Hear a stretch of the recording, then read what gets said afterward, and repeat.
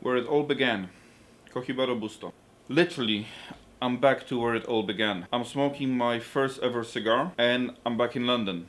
I'm back living in London actually. I've moved here a couple of months ago. I've managed even to move inside the city already, but now I'm based in Chiswick. I have a beautiful River Thames behind me.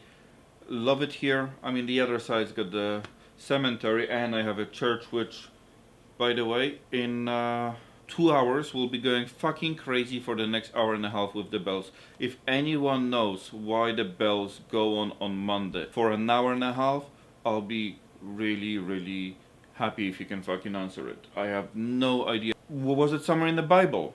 Please ring the bells for an hour and a half to annoy the neighbor. Must have been. Smoking my first ever, well, it's not the same, unfortunately. That would have been nice to smoke aged Cohiba Robusto, but that was the first cigar I've ever tried. At that time I was just young and stupid. I mean, I'm still stupid, but now I'm old and stupid. And I would have never thought where a cigar is gonna take me in life. Not only career-wise, because I'm really happy that for the past 2.5, 3 years I'm able to work in tobacco industry in one way or the other. Knew it how the industry looks from the consumer point of view. Then I've managed to discover how it looks from the shop's perspective when I was working for Casa del Habano. Then I've managed to discover how it is working from the distribution side of view. Except for the part of the production, I think I've seen all the parts of this beautiful industry. That's a career-wise, but where the cigar has taken me in life, really. And where is it taking me? Except for the trips that you have seen, like Cuba or Croatia or my holiday in Spain, you haven't seen other trips, and it's just taking me to some craziest destinations. And the people, through that little roll of tobacco, I have met so many people that are still in my life, and I think that's really important. Sorry, slightly thirsty. I just thought it would be appropriate for today. That's one of the places where cigar has taken me. I've been to Wuhan in China. At the time when I was going to China, everyone were asking me, "Oh, you're going to Beijing?" I said, "No, I'm going to Wuhan." Where is it? Can guarantee you one thing. Today, everybody know where Wuhan is. I've been there a few months ago, and what is today? 13,000 people sick, hundreds have died. Shit. So, I do not smoke Cohibas very often. First of all, I can't afford them. I can equally enjoy smoking other cigars. I just can't afford them, that's it. That's the bottom line. But the other reason is I like to have a cigar that I can really celebrate with. Since I've been smoking a lot and even more for the past 2 years, you need to know when it's a special cigar, when that cigar means something.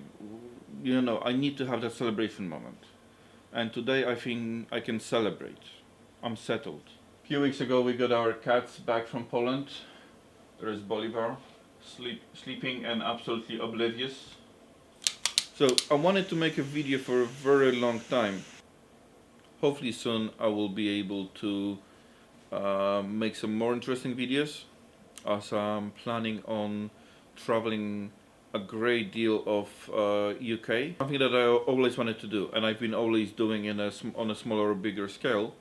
But now I will get to do it in style. My Harley Davidson is getting shipped here in about a month and a half too. I will travel on a bike with a cigar. Another thing I want to do is I tend to have these odd conversations with my flatmate. When I'm coming back from work, any normal human being should be asleep by then, but he's not. I mean, I'm talking about 3, 4 o'clock in the morning. And I'm still too buzzed up from coming back to go back to sleep. So I will usually sit with him for about an hour, hour and a half. After about 5 minutes of conversation, we would step on the one of the oddest topics that you could have a conversation about. But there is some real gold in that, and we will try to record one of these conversations we're having. Anyway, we'll see. It's either gonna be successful or it's gonna be a big failure, and then you'll never see it. It's as simple as that.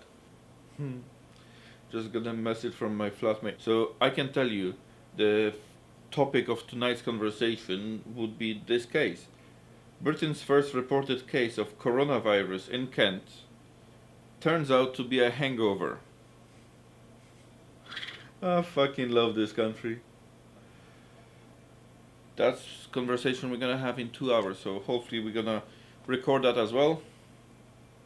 But for now, thank you, and I'll see you the next time. Hopefully that's not gonna take another few months.